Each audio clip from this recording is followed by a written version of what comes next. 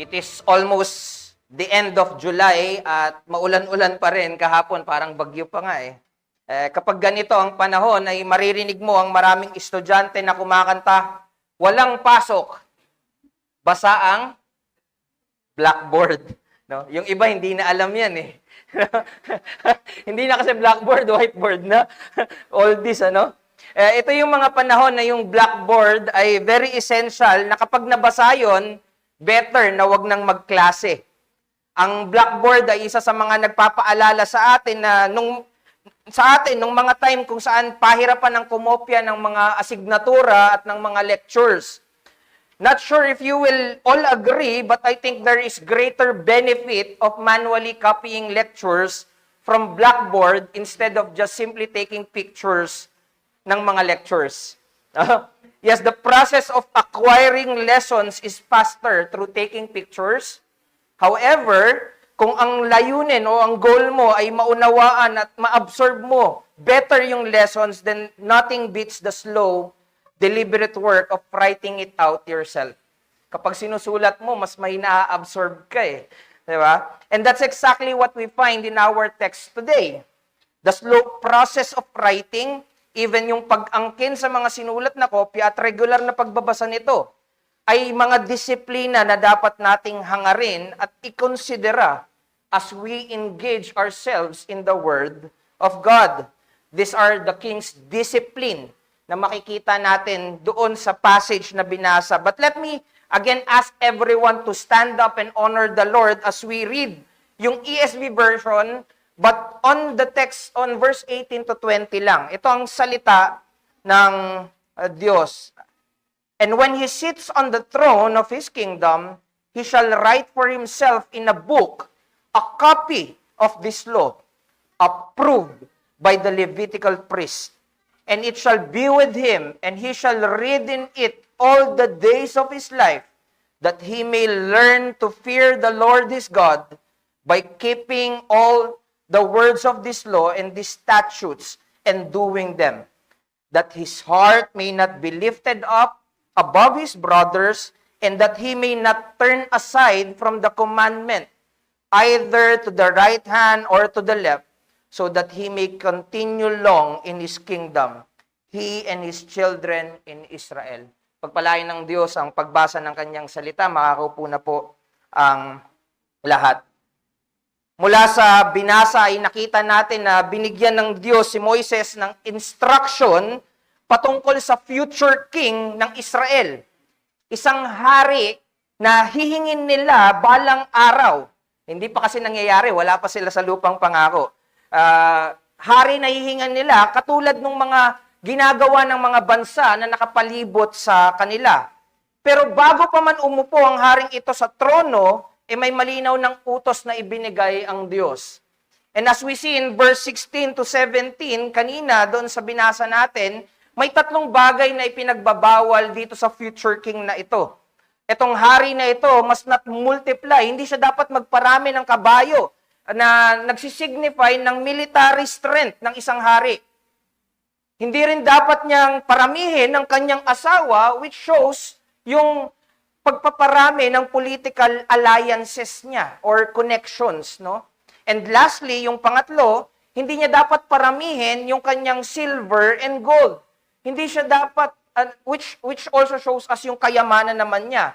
Dahil ito yung mga normal na ginagawa ng mga hari nung panahong iyon, lumalakas sila kapag malakas yung military force nila, kapag meron silang political alliance, at kapag mayaman sila, they think they have the power and they are strengthened by those factors, no? But in verse 18, in our text, ibang paraan na ibinigay ng Diyos para palakasin ang kanyang hari. He said, He shall write for himself a copy of this law, approved by the Levitical priest. No? He was not permitted to write from memory or from his own understanding or to compile his own version.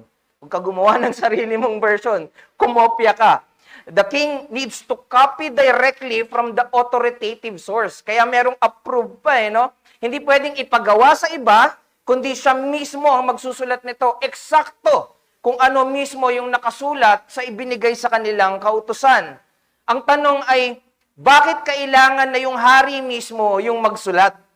Samantalang kung siya yung hari, kung iisipin natin na nasa kanya yung kapangyarihan na mag-utos sa mga scribes, mga expert, mga magagaling kumopya at mga dalubhasa sa pagsusulat, no? Pero pinili ng Diyos ang isang disiplina na hindi pwedeng ipagawa sa iba. Isang disiplina na personal dahil ang ina-address nito ay ang puso ng isang tao na hawak ng isang makapangyarihang posisyon.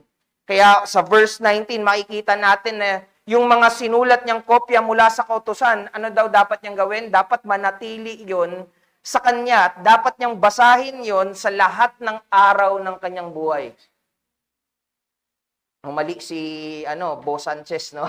Sabi hindi daw required na magbasa Ito na, no? Hindi ito one-time task, no? Hindi lang ito patungkol sa mabilisang pagkuha ng impormasyon. This is about absorption mula sa sinulat ng kamay patungo sa kanyang puso at pamumuhay.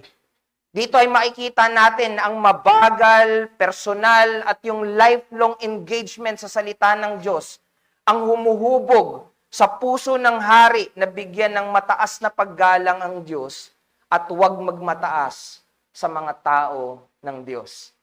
Kaya ito yung mensahe na titignan natin ngayong umaga. Ang puso na hinubog ng salita ay hindi tatalikod sa Panginoon at sa mga tao ng Panginoon.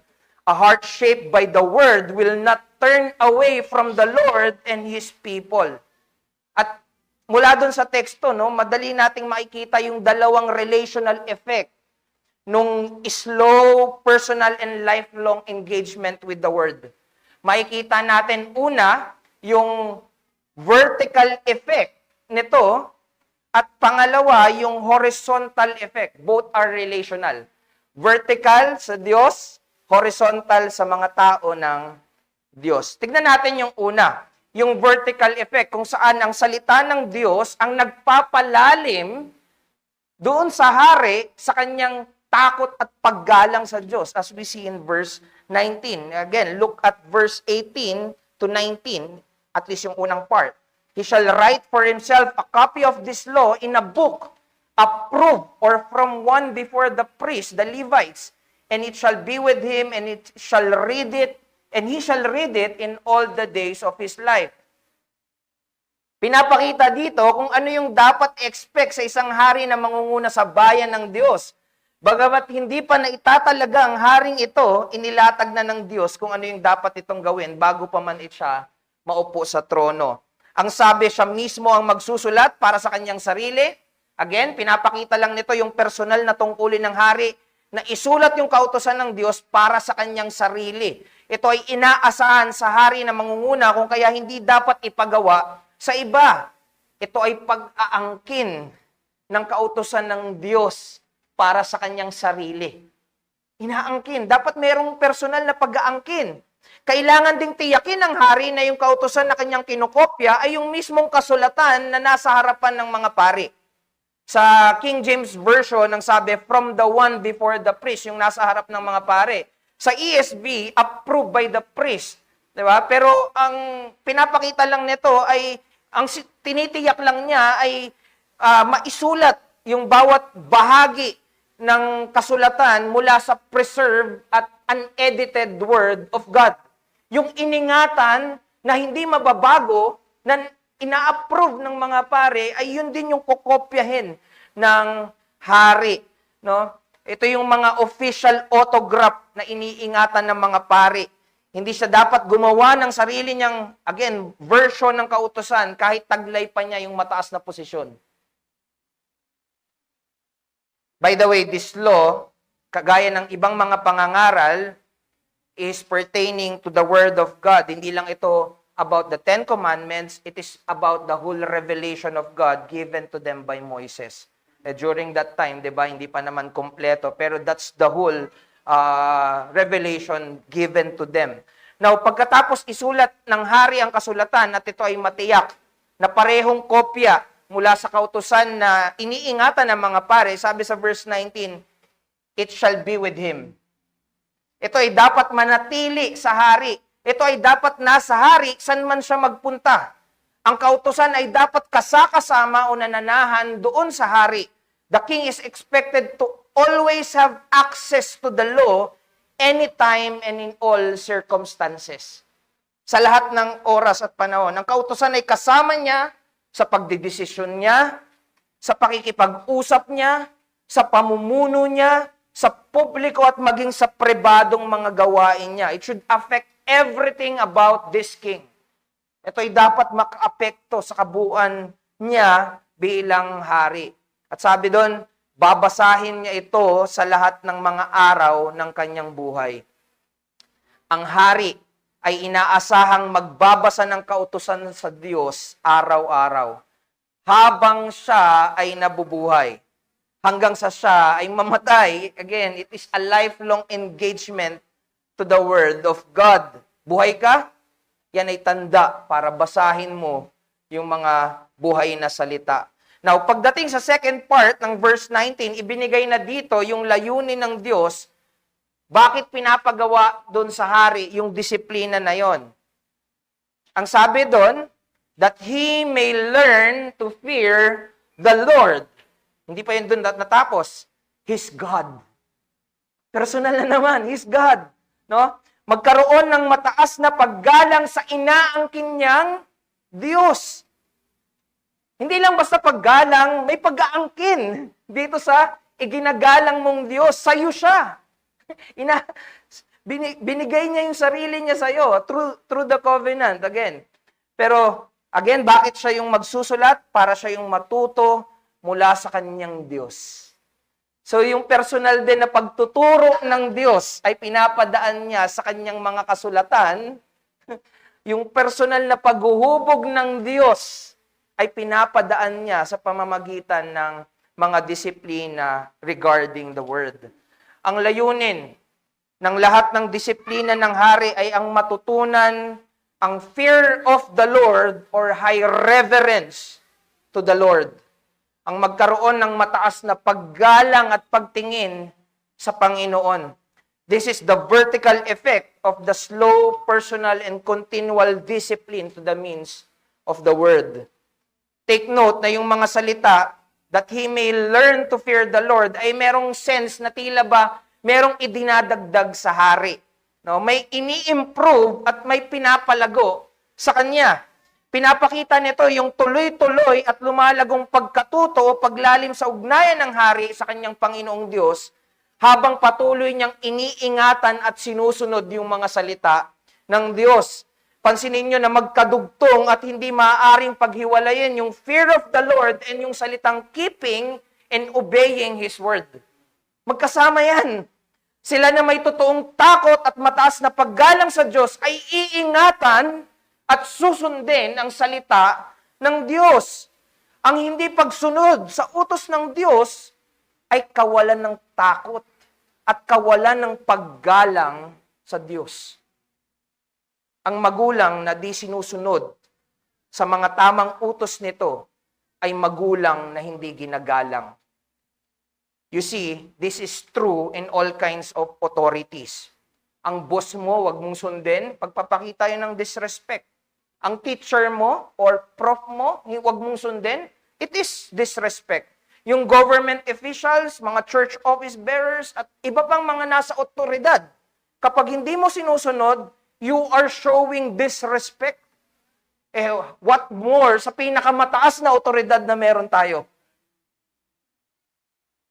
Kaya kung gusto mong lumago sa fear of the Lord or reverence for God, tandaan mo, ito ay bunga mula sa personal at araw-araw na pakikipagniig sa dalisay at purong salita ng Diyos. Salitang patuloy na iniingatan at sinusunod ang Diyos. Itong disiplinang ito na ibinigay sa hari ay ang parehas na disiplina na ginagamit pa din ng Diyos hanggang ngayon upang hubugin tayo na magkaroon ng isang puso na magbibigay sa Kanya ng mataas na paggalang at pagtingin. This is not just about the king. Actually, nilagay yun sa pinakamataas na posisyon para yung mga nasa ilalim ay gawin at tularan din iyon. But even us, we know, we act like a king in a way. Minsan, hari tayo ng sarili nating mga puso.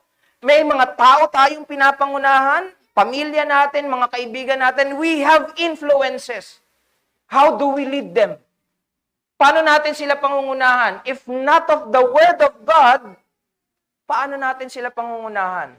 So again, ang aral na makikita natin dito, reverence for God is cultivated through slow, personal, and continual submission to His preserved and unedited Word. Kung alam mo na yung salita ng Diyos ay iningatan ng Diyos at priniserba niya para hindi ito masira o para hindi ito magkulang, saan ka humahanap ng kasapatan mo? Paano mo mapagyayaman ang iyong ugnayan sa Diyos if you do not take time to slowly, personally, and continually meditate on the Word of God? Hindi ko to sinasabi dahil gusto kong mag-point ng mga tao. I know it for sa sarili ko mismo. Can I really have a high regard of God while disregarding His authoritative Word? Habang binabaliwala ko to, hindi pwede. Napakahalaga nito dahil posible na ang isang tao ay maraming alam patungkol sa Diyos, pero hanggang isipan lang at hindi bumababa sa puso. Maaaring marami siyang alam sa kautusan, pero kung walang pagsunod sa salita ng Diyos, siya ay taong hindi natatakot at gumagalang sa Diyos. May kaibahan ang head knowledge, karunungan na sa isip lang, kaysa knowledge flowing from a cultivated personal relationship. Maaaring may alam tayo tungkol sa presidente ng Pilipinas. Yung mga anak ko, yan ang lagi kong illustration this week. Sawang-sawa na sa presidente ng Pilipinas. Pero let me use it again. Maaaring marami na tayong alam tungkol sa presidente ng Pilipinas, pero ang tanong, kilala ba natin siya? You see, sila na may loving relationship sa presidente, ang tunay na nakakakilala sa presidente. Kung sino yung kasama niya sa araw-araw, ayun din yung mga taong mas malalim ang ugnayan sa kanya. Mas kilala siya at mas magbibigay ng mataas na paggalang sa kanya. Despite ng mga paninira, despite ng lahat ng mga negative things, dahil sa ugnayan niya, baka itong mga taong to ay pagtatanggol pa yung presidente, no? This is not about the president. This is true sa every relationship, no? Hinalimbawa ko lang yan to get your attention. But again, try to analyze, no? Mas malapit tayo, mas matibay yung ugnayan natin kapag araw-araw nating nakakasama. No? Regular nating nakakasama. This is why reverence for God is cultivated through slow, personal, and continuous submission doon sa salita ng Diyos. Huwag lang linggo. Huwag lang linggo. Pero yung linggo ay tinuturuan tayo na huminto ka sa mga mabibilis na nangyayari sa paligid mo, magbigay ka ng mabagal na oras na ilalaan mo para sa Diyos at sa kanyang mga salita. Parang pagtatanim, di ba? Hindi mo naman ito dapat madaliin. Tinanim mo ng umaga, expect mo tutubo ka agad ng gabi. May ibang mga halaman na ganun. Pero yung halaman ng salita ng Diyos ay hayaan mo na lumalim ang ugat at tumubo sa iyong buhay. Hindi ito instant, kaya walang shortcut. It takes time. Hindi ito isang seminar lang o isang retreat lang. Mababago ka na. The Lord has shown us the discipline needed. Tandaan natin, galing sa Diyos yung disiplina. It might be slow, but we should always remember it is God's way. Paraan to ng Diyos, there is no other way that could be better sa paraan ng Diyos. Ang ano natin sa Diyos, siya yung una at pinakamahusay sa lahat ng may pag-iral. Kapag nagsalita siya, pakikinggan natin. Kapag nag-utos siya, susundin natin dahil alam natin na yun yung pinakamahusay para sa atin. Yun yung pinakamainam para sa atin. Ang tunay na pagkatakot sa Diyos ay isang uri ng takot na hindi tayo ilalayo sa Diyos. Bagkus, hinihilat tayo ng takot na ito sa isang mas malapit na ugnayan sa Kanya. Sa pamamagitan ng pagsunod, mas nakukumbinsi tayo na oo nga, tama siya. Mas tama siya kaysa sa akin. Maaring mukhang tama ako ngayon at parang siya yung mali, pero hindi siya nagkakamali. Kailangan nating alalahanin na tama siya. Siya yung dapat nating sundin. Huwag kang humanap ng ibang daan kung ibinibigay na ng Diyos yung daan niya para sa iyo. Sundin mo siya. No? Ang tunay na pagkatakot sa Panginoon ay nabubuo katulad kung paanong nabubuo yung mga malalim na relasyon. Nagpapatuloy, araw-araw, personal na mga pakikipag-ugnayan. Kaya ang hamon sa atin, take time to slowly and repeatedly engage with the Scripture. Hayaan mo na ito yung humubog at magpalalim ng relasyon mo sa Diyos. Ano yung nagpapalalim sa'yo? Sa iyong relasyon sa Diyos. Huwag nawa yung kaparaanan mo, kundi yung kaparaanan ng Diyos. No? So, instead of only reading a devotional app, nung mga una, no, ini-encourage pa natin na magbasa. Tapos na tayo doon sa magbasa. Ang ano dito ay lumalim tayo sa pagbabasa. Imbis na magbasa lang tayo ng mga devotional app, mag-set tayo ng oras. Let's be intentional na magbigay ng, for example, 10 to 15 minutes para lang maisulat natin yung mga passage by hand, para mas ma-absorb natin.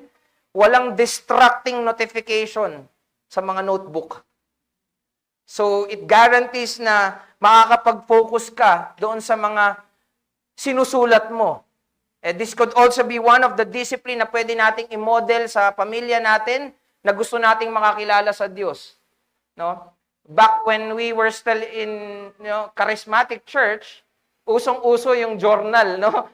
Mag-check ng mga devotional. Nasa na yung mga devotional notebook nyo? Nung na-reform, wala na. Hindi, ano yan by intellect yan Hindi, sulat kayo. Isulat nyo yung mga natututunan yung mga katotohanan dahil pwede pang pakinabangan yan ng mga susunod sa inyo. You know, one of the things that I appreciate sa father-in-law ko, no, si Papa Joe na namatay, nung nasa Hong Kong, sobrang dami niyang notebook na nakasulat yung mga devotions niya araw-araw. Parang almost isang box mahigit yung mga notebook niya. And you know, he learned from that. And I also think the same. Na kung isinusulat at mas naglalaan tayo ng oras para pagnilayan ng salita ng Diyos, mas lalalim tayo sa ating ugnayan sa Diyos. Ipakita mo na may oras ka sa Panginoon. Unang saksi ay ang sarili mong puso, sunod dyan yung pamilya mo. Yung mga malalapit at araw-araw na nakakasalamuha mo. Huwag kang magmadali sa pakikitungo mo sa salita. Nguyain mong maigi. Di ba yan yung binigyan din natin nung nakaraan? Huwag ka lang lunok ng lunok, nguyain mong maigi yung mga salita ng Diyos. Paglaanan mo ng oras sa mga bagay na mahalaga. Kaya doon sa binasa ni Joel kanina, no, sabi, sa Deuteronomy 32, itanim nyo sa inyong puso ang lahat ng sinasabi ko sa inyo. Sabi doon, ituro nyo sa mga anak nyo para matupad nyo yung mga utos ko. Bakit daw? Dahil hindi lang karaniwang mga salita ang mga utos na ito. Ito ay salita ng buhay sa inyo. Ang sinasabi ng Diyos sa salita niya, ito ay buhay para sa inyo. Hindi yan wala lang kabuluhan. Buhay yan. Paglaanan mo ng oras. Yung salita ng Diyos.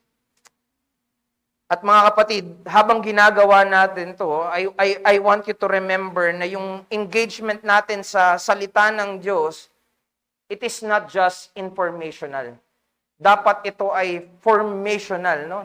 Merong hinuhubog. It is sa ibang is transformational, di ba? Merong binabago. At mangyayari lang yan if it is sustained, personal, and daily. Hayaan mo na yung paggalang at mataas na pagtingin mo sa Diyos ay mahubog araw-araw. Hindi lang alam, hindi lang knowledge siya na, kilala ko ang Diyos. Ang tanong ay may ugnayan ka ba sa Kanya? As a member of the covenant community, bilang tumanggap ng ebanghelyo ng biyaya, when was the last time you slowed down para pagnilayan ang salita ng Diyos na umibig sa iyo? Alalahanin mo, hindi siya kailanman tumigil na mangusap. His word is always present with us. Maaaring tayo ang tumigil na makinig sa sobrang dami ng ginagawa ay nawala na tayo ng oras para huminto at pakinggan ang kanyang paggabay. Take time to slow down, nguyain mo ang salita na maglalapit sa iyo at magpapalalim sa iyo sa ugnayan mo sa Kanya. At kung meron akong kausap dito na mga wala pa sa tipanan ng biyaya, ay gusto kong alalahanin mo na maaaring ang mga nalalaman mo sa Diyos ay head knowledge lang. Ayaw ng Diyos na maging head knowledge lang siya. Ang gusto ng Diyos ay ang mapagmahal na ugnayan sa atin na mga makasalanan. Pinatunayan niya yan sa pamamagitan ng mga salita sa banal na kasulatan na itinuturo tayo sa salita na nagkatawang tao. Buksan mo ang salita and you will see how great God's love for sinner. Katulad mo at katulad ko. Na kinakailangan niyang ibigay ang nag-iisa niyang anak para sa atin na mga makasalanan. Siya yung naparusahan para tayo yung mapagpala. Ibigay mo yung sarili mo sa Kanya na unang nagbigay ng buhay niya para sa atin na mga makasalanan. Yun yung balik-balikan mo. Balikan mo yung salita hanggang sa magkaroon ka ng paggalang sa Diyos na unang nakipagrelasyon sa atin. Pangalawa, yung horizontal effect. The word guards his heart. Yung puso ay iniingatan, binabantayan, no? Para sa mga kapatiran. If verse 19 shows us the effect of the word in the king's relationship with the Lord, vertical, dito sa verse 20 ang pinapakita ay yung pangalawang epekto. Yung horizontal relationship ng hari doon sa Diyos sa mga tao ng tipanan, no? It is horizontal. Bagamat hari, hindi niya ituturing na mas mababa ang kapwa niya Israelita. Ang sabi ng text, ituturing sila na kanyang mga kapatid. Hindi tagasunod at hindi rin bilang aliping lingkod, kundi bilang kapatid. Hari siya, pero ang ituring niya doon sa mga nasasakupan niya ay kapatid. No? Hindi kayo mas mababa sa akin. No? Kapatid. In this context, yung kapatid na tinutukoy ay, again, kapwa Israelita o kapwa pinagtipan. Di ba? Pag sinabing pinagtipan, covenant equal. Sa tipanan sa Diyos, ang Diyos lang yung mataas. The rest, pantay-pantay tayo, di ba? It is a covenant brethren. Again, covenant equal. But before this king can govern in this humbling way, kailangan niyang i-govern muna ng salita. Before he can govern his people or God's people, he needs to be governed by the word first. Kailangan niya muna yung salita. Without being governed by the word, itong hari na to ay humaharap sa isang panloob na panganib, no? Ang puso niya ay maaaring magmataas. Ang puso niya ay maaaring magmataas. Kaya napakahalaga sa hari na ang mga salita ng Diyos ay paglaanan niya ng panahon. Ito yung dapat na mamalagi sa kanya anuman yung sitwasyon. Ito dapat yung binabasa niya ng may pagkatuto at atensyon sapagkat tanging ang salita ng Diyos ang makakapagpanatili sa kanya na huwag magmataas sa kanyang mga pinagtipang kapatid. Salita ng Diyos ang makakapagpanatili sa kanya para hindi magmataas sa kanyang mga kapatid. Kaya magkadugtong yung huwag magmataas at huwag tumalikod sa utos maging sa kanan at kaliwa. Pinapakita nito na yung pagmamataas ng puso ay pusong hindi sumusunod sa utos. Pusong lumilihis sa daan ng Diyos. Ang hindi nagmamataas na pakikipag-ugnayan sa kapatid ay ang pananatili sa tuwid na daan ng Diyos. Pakinggan nyo. Ang hindi nagmamataas na pakikipag-ugnayan sa mga kapatid ay ang pananatili sa tuwid na daan ng Diyos. No, sa salita, sa kasulatan. Kung ang kasulatan ay ang kaparaan ng ginagamit ng Diyos para manatiling mapagpakumbaba ang puso, sa sandaling pabayaan ng disiplina ng kasulatan, yung opposite effect sa puso ang nangyayari. Unti-unting nasasanay ang puso na maging mapagmataas o mayabang. When we start to silently say in our hearts, wala na akong pakialam, ayoko nang i-involve yung sarili ko sa salita ng Diyos o anumang utos ng Diyos, hindi ko na kailangan yung utos ng Diyos, wala na akong makita na pakinabang sa salita ng Diyos, I can already live without the Word of God. Kapag sinabi na natin yun, dito na din nagsisimula na yung mga puso natin ay nagmamataas sa mga kapatiran at tahimik nating iniisip at sasabihin, ayoko nang makialam sa kanila. Ayoko nang i-involve yung sarili ko sa mga taong hindi ko na kailangan. Wala na silang pakinabang. Thus, I can live without them. You see, ito ay may dalang panganib na maaaring sumira sa horizontal relationship between God's covenant people. It is an insult to the Lord of the world. And it is foolishness to us. Insulto sa Diyos, kahangalan para sa atin. May the Lord deliver us from such folly. Napakamapanganib ng ganitong kalagayan ng puso, kaya naman ang pag-iingat na dinisenyo ng Diyos para sa haring tinutukoy sa Deuteronomy 17 ay parehong pag-iingat na available pa rin sa atin ngayon. Kung meron tayong matututunan in terms of how the Word affects yung ating horizontal relationship, it is that Scripture guards us.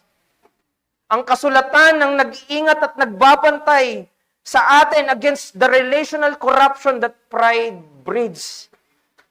Kasulatan ng kaparaanan ng Diyos upang tayo ay maingatan at mabantayan mula sa pagmamataas na sumisira sa pagsasamahang binuo ng Diyos. Ignoring the Word is like rebelling against the Lord. It is rebelling in His way.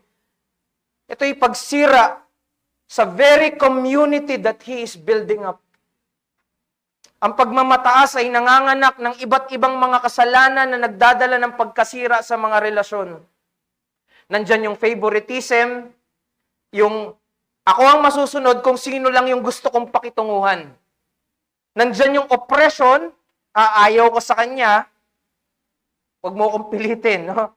And meron ding indifference. Sa mga taong tingin natin ay wala namang ambag o pakinabang sa atin.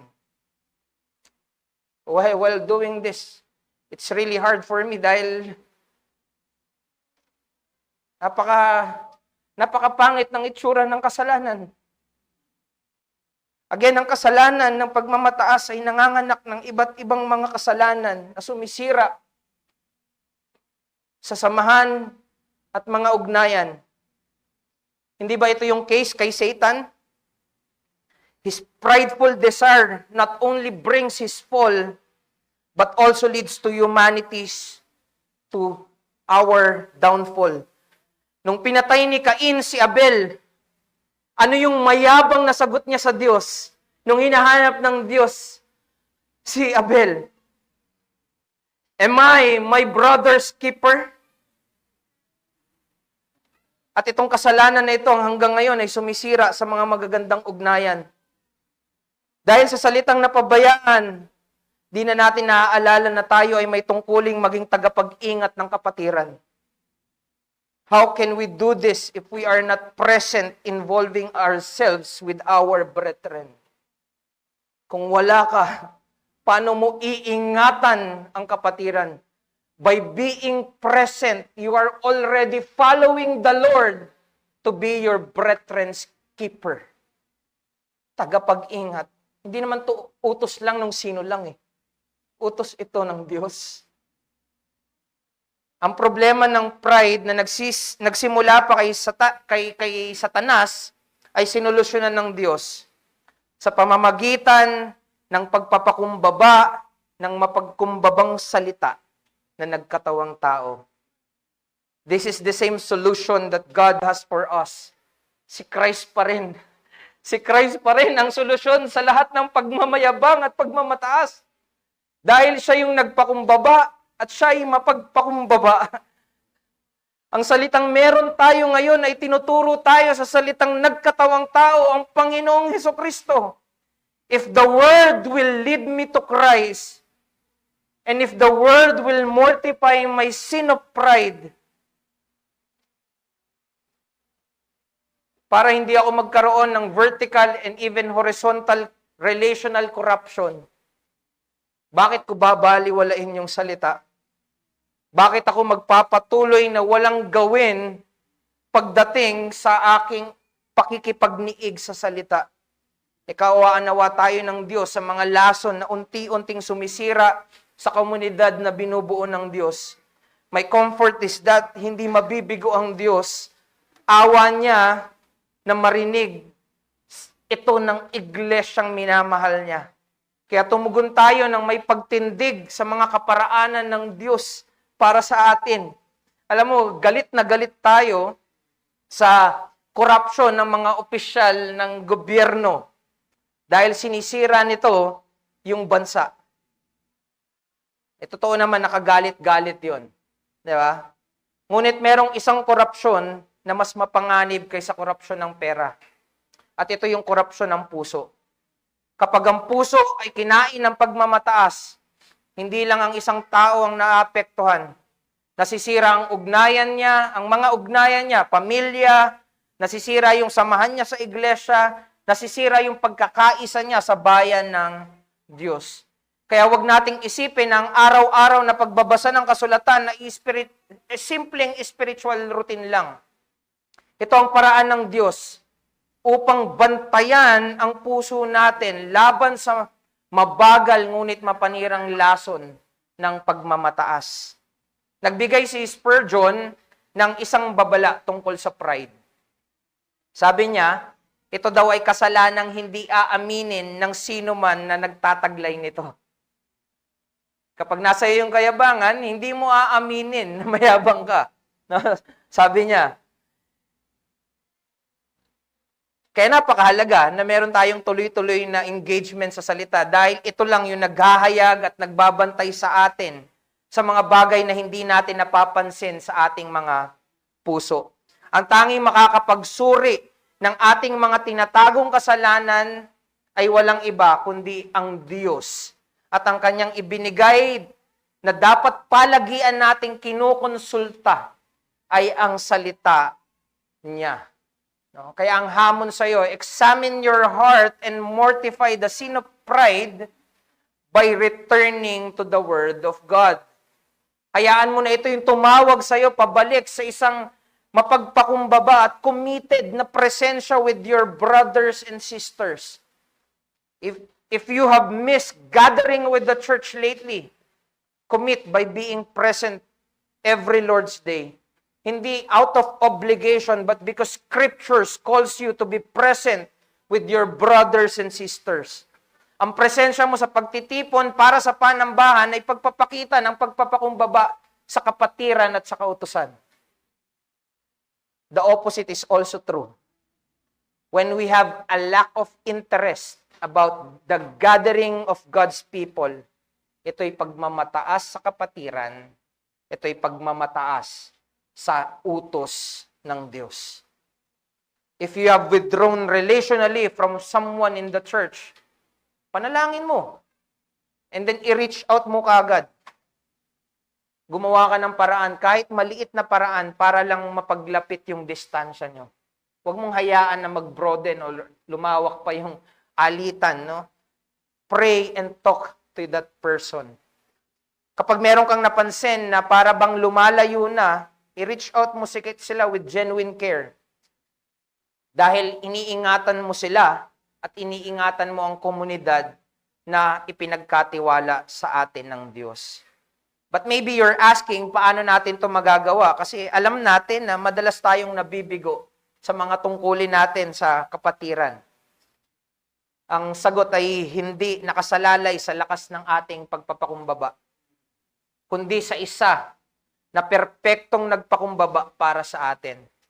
Nasa kanyang lahat ng dahilan at karapatan upang itaas ang kanyang sarili, ngunit hinubad niya ito at hindi nahiya na tawagin tayo ng mga makasalanan na kanyang sariling kapatid.